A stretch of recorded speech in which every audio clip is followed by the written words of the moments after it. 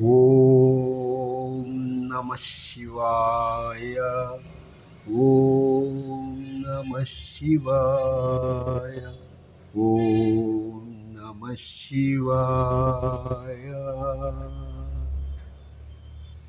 ബംഗളൂരുവിലെ ഒരു പ്രശസ്തമായ ശിവഭഗവാന്റെ സന്നിധിയാണിത്.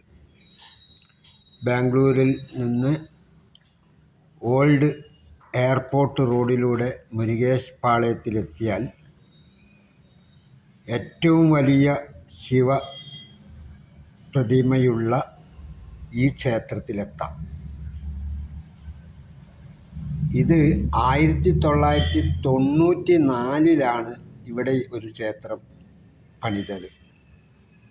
ഈ ശിവപ്രതിമയ്ക്ക് 65 അടി ഉയരമുണ്ട്.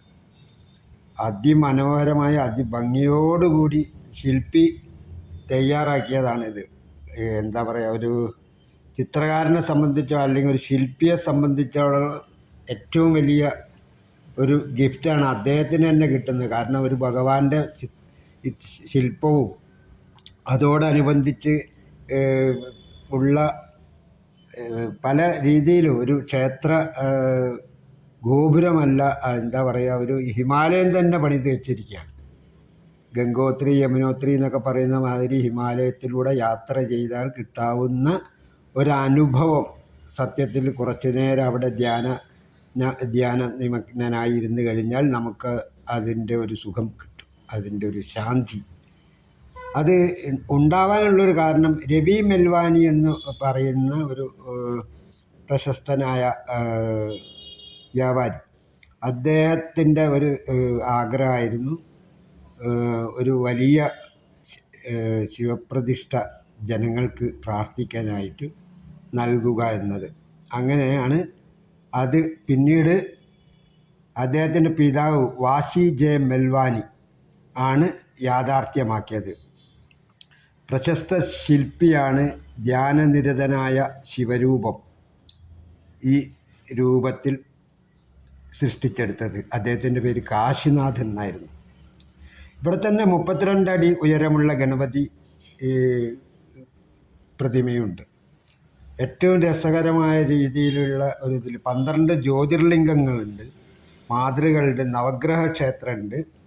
അങ്ങനെ ആർക്കും ഏത് രീതിയിൽ പ്രാർത്ഥനയ്ക്ക് വന്നു കഴിഞ്ഞാൽ 1 മണിക്കൂറോ 2 മണിക്കൂറോ ഇതിനകത്ത് ചെലവഴിച്ച് കഴിഞ്ഞാലുള്ള ഒരു ശാന്തി, ഒരു വല്ലാത്ത ഒരു അനുഭൂതി തന്നെയാണ് ശിവോഹം ശിവ ടെമ്പിളിൽ എത്തി പ്രാർത്ഥിക്കുന്ന ഭക്തന്മാർക്ക് ലഭിക്കുന്നത്. എന്ത് തന്നെയായാലും ബാംഗ്ലൂരിലെത്തുമ്പോൾ ഈ ഒരു ശിവസന്നിധിയിലെത്തുകയും പ്രാർത്ഥിക്കുകയും ചെയ്യുന്നത് ഏറ്റവും നല്ല ശിവോഹം.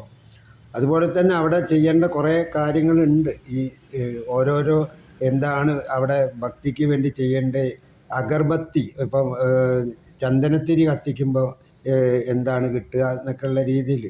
പിന്നെ ദൈവത്തിന് കത്തെഴുതുന്ന ഒരു മാതൃകയുണ്ട്. അവിടെ കത്തെഴുതിയിട്ട് അതിലിട്ടാൽ ദൈവം, ഈ ശിവഭഗവാൻ അത് വായിക്കും, അതിന് വേണ്ട മറുപടി തരും എന്നൊക്കെയാണ് വിശ്വാസം.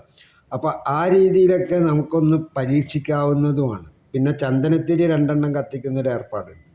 ഒന്ന് ഭാര്യയ്ക്കും ഇഷ്ടപ്പെട്ടവർക്കും അല്ലെങ്കിൽ അല്ലാതെ ഇഷ്ടമുള്ള ആർക്കെങ്കിലും വേണമെങ്കിൽ അവർക്കും ഒന്ന് കത്തിച്ചാൽ അതൊക്കെ നടക്കുന്നതാണ്. എന്ത് വിചാരിച്ചാലും നടക്കുന്നൊരു വലിയ ശിവ ടെമ്പിളാണ് ഈ ശിവോഹം ശിവ ടെമ്പിൾ. അപ്പോൾ അവിടേക്കുള്ള ഈ യാത്ര വളരെ എന്താ പറയുക, ആത്മീയപരമായും ശാന്തി പകരുന്ന ഒരു വലിയ ഒരു സന്നിധിയാണ്, ശിവസന്നിധിയാണിത്.